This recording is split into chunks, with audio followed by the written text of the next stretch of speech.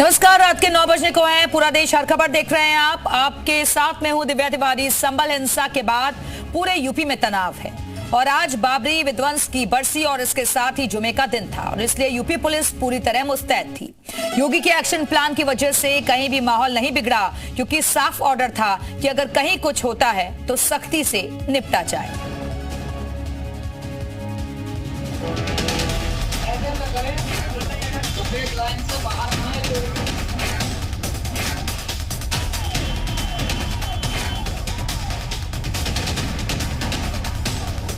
ये 7 तस्वीरें देखिए, कैसे योगी की फोर्स ने सब कुछ कंट्रोल में कर रखा है।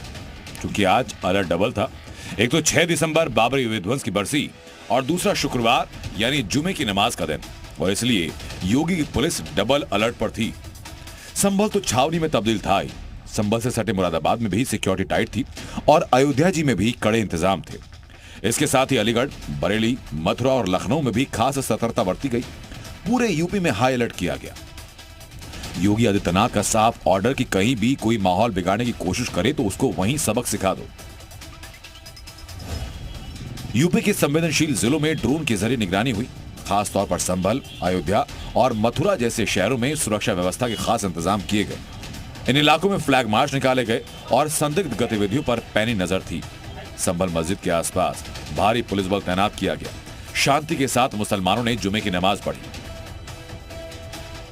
पुलिस पहरा के बीच आज शाही जामा मस्जिद संभल में जुम्मे की नमाज अदा की गई और नमाज अदा करने के बाद जो नमाजी हैं, नमाज अदा करने के बाद यहाँ बाहर निकल रहे हैं। भारी सुरक्षा के बीच आज नमाज अदा किया, लेकिन जो तादाद पहले थी वो तादाद आज नहीं निकली। काफ़ी कम संख्या में लोग आए। तमाम जो लोग हैं अपने घर के आसपास ही नमाज अदा किए और आज यहाँ पर आप देख सकते हैं कि नमाज खत्म हो चुका और उसके बाद निकल रहे हैं। और सबसे बड़ी बात यह है कि पुलिस की टीम यहाँ पर लगातार तैनात थी। लगातार यहाँ पर सुरक्षा के व्यापक इंतजाम किए गए थे। संभल से समाजवादी पार्टी के सांसद जियाउर रहमान के पिता ने भी नमाज पढ़ी। नमाज के बाद उन्होंने कहा कि बाबरी मस्जिद को तोड़ा गया, लेकिन अब कोई मस्जिद नहीं टूटनी चाहिए। आज बरल 6 दिसंबर को बरल मुझे अफसोस जरूर है कि इस दिन जो है गैर कानूनी तौर से बाबरी मस्जिद को शहीद किया गया था। अब मैं चाहूंगा कि किसी मस्जिद के साथ अब ऐसा सलूक नहीं होना चाहिए। चूंकि 6 दिसंबर का दिन शुक्रवार को पड़ा, इसलिए पुलिस प्रशासन सुपर अलर्ट था। मस्जिदों के आसपास शांति बिगड़ ना पाए, इसके लिए पैनी नजर थी। अयोध्या में भी खास सतर्कता बरती जा रही थी। वहां भी शांतिपूर्ण तरीके से नमाज पढ़ी गई। इस समय हम अयोध्या में मौजूद हैं और नमाज खत्म हो चुकी है। लोग यहाँ पे नमाज अदा करके निकल रहे हैं, उन्हीं से बात करेंगे। कोई दिक्कत तो नहीं हुई आज? कोई दिक्कत नहीं, कुछ नहीं। ID क्या मांगा जा रहा था आज? नहीं, कुछ नहीं। पुलिस लगी नहीं, हाँ पुलिस लगी है, मगर कोई दिक्कत नहीं। आराम से जी आराम से नमाज हो गई। नमाज नमाज आराम से हो गई है। कोई दिक्कत नहीं, आराम से अदा की इत्मीनान से, कोई दिक्कत नहीं है। क्या चेकिंग वेकिंग हो रही थी? क्या ID वाईडी मिल रहा है? नहीं, यहाँ तो नहीं होती। नमाज अदा की गई, लेकिन दुआ मांगी गई जबरदस्त।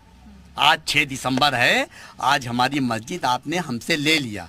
क्यों ले लिया, ये तो चंचूड़ जाने। सीएम योगी ने पहले निर्देश दिए कि किसी भी तरह की अशांति को बर्दाश्त नहीं किया जाएगा। लिहाजा योगी की फोर्स ने मुस्तैदी दिखाते हुए संवेदनशील इलाकों को छावनी में तब्दील किया।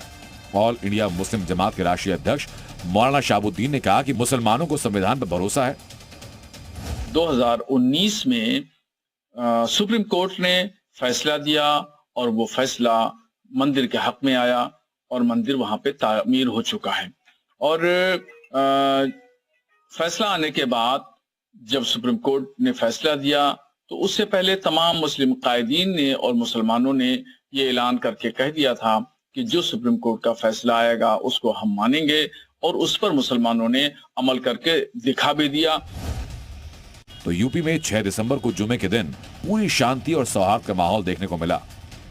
मुख्यमंत्री आदित्यनाथ के नेतृत्व में प्रशासन की सख्ती और सुरक्षा एजेंसीज की मुस्तैदी की वजह से किसी भी अप्रिय घटना की खबर नहीं आई। बाबरी मस्जिद विध्वंस की बरसी और जुमे की नमाज को लेकर खास सतर्कता बरती गई, जिसके चलते प्रदेश भर में शांति कायम रही। संभल से राजू राज और लखनऊ से प्रीति श्रीवास्तव के साथ ब्यूरो रिपोर्ट, जी मीडिया।